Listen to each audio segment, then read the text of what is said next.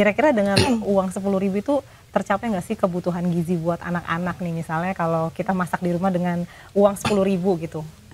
Jatahnya itu 15.000 ya sebenarnya. Officialnya 15.000 per paket.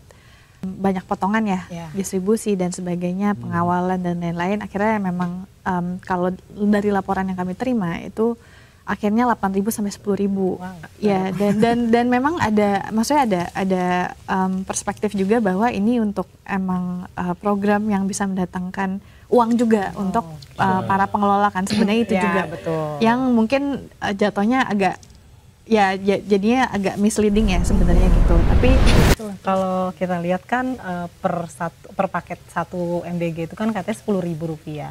Nah, kita kan sebagai perempuan yang suka masak nih, kira-kira dengan uang 10.000 itu tercapai nggak sih kebutuhan gizi buat anak-anak nih, misalnya kalau kita masak di rumah dengan uang 10.000 gitu, kalau bisa dibilang bergizi itu gimana? Tercapai nggak? Mungkin boleh. Oke.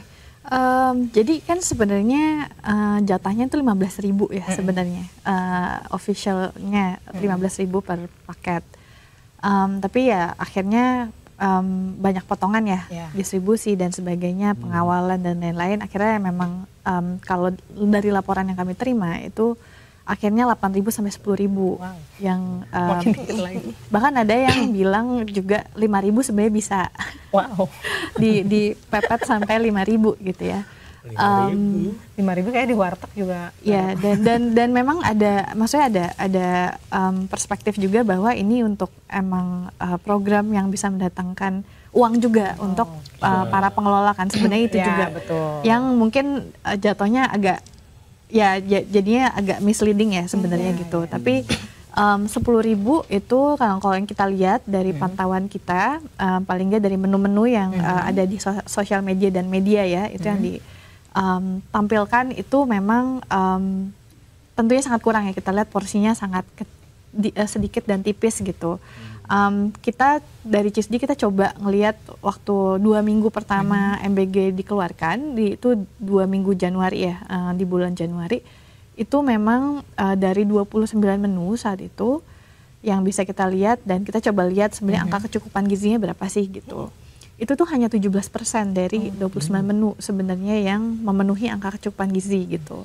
Dan 45% dari 29 menu itu ada susu berperisa manis gitu yang mengandung pemanis gitu. Jadi ya itu, dan kita lihat makin kesini makin banyak ultra proses, makanan ultra proses di dalam menu dan sebagainya gitu. Jadi tentunya kalau ditanya apakah sudah sesuai dengan pedoman gizi seimbang, belum.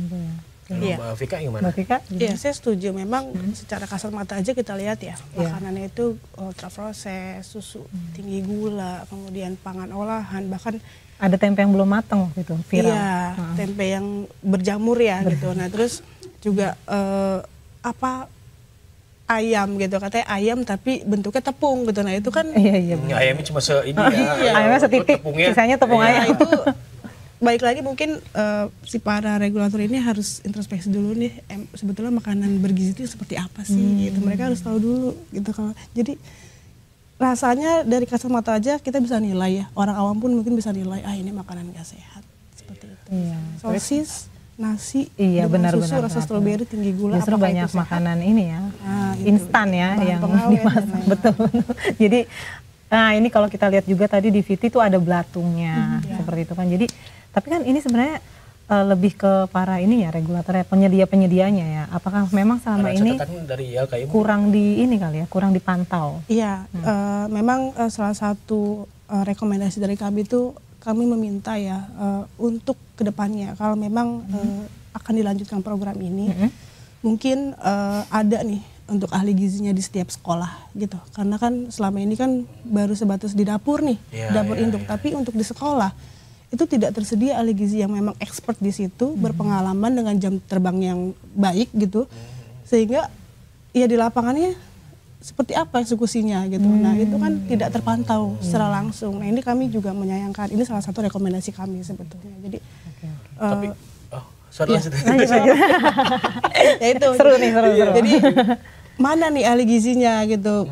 Karena kan sebetulnya kalau kita bicara waktu gizi, awal-awal sih ada ya ahli gizinya ya. ya itu kan di induknya saja. Di induknya gitu. saja. Ya, Tapi pas artinya pendistribusiannya. secara distribusi itu tidak ada pantauan dari si ekspert gizinya gitu. Padahal kan makanan bergizi gratis. Sekarang kita bicara satu kelas misalnya, distribusi satu ompreng ini, si siswa A dan B kalau kita bicara gizi ya, dengan berat badan yang ini misalnya gitu, dengan yang berlebih dengan yang kurang, itu kan sebetulnya beda. Tunjuk sini aja nggak apa-apa. Ini yang kurang, itu yang berlebih. Tidak bisa dibedakan. Pas banget. Seharusnya porsinya dan lain-lain. Nah dari situ kan sebetulnya udah, ya itu kami menyayangkan. Jadi nextnya ya kembali lagi kebijakan itu perlu dikaji dulu sebetulnya, ya kan seperti apa. Nah ini makanan bergizi gratis itu tidak hanya sebatas Badan Gizi Nasional, tidak, tapi juga harus ada lagi kementerian-kementerian dan lembaga lain termasuk ke Dinas Pendidikan yang harus dilibatkan ahli gizi. Bagaimana apakah tercukupi untuk seluruh anak sekolah? Ya, itu kan PR pemerintah masih banyak sih soal ini. Banyak. Tapi dari semua yang nominal 10.000 itu gitu kan, ada usulan gimana kalau misalkan kita kasih uangnya aja ke orang tua siswa, biar orang tua siswa yang masakan, emak-emak yang lebih tahu kesukaan anak-anaknya apa, gizi anak-anak. Makin puyeng nggak tuh mama gitu. suruh masak 10.000. Sebenarnya ada plus minus nggak sih dari situ dari Mbak Olivia? Ya sebenarnya kalau jadi apa ya, kalau kita ngelihat ke skema beberapa bantuan sosial, itu sudah ada sebenarnya yang memberikan uang langsung kan lewat kalau kemarin kita punya PKH, program Keluarga Harapan gitu. KJP Dan juga. dan ada beberapa bansos kan. Dan sebenarnya itu kalau dari studi ya itu memang sebenarnya lebih efektif ketika kita memberikan uang cash gitu.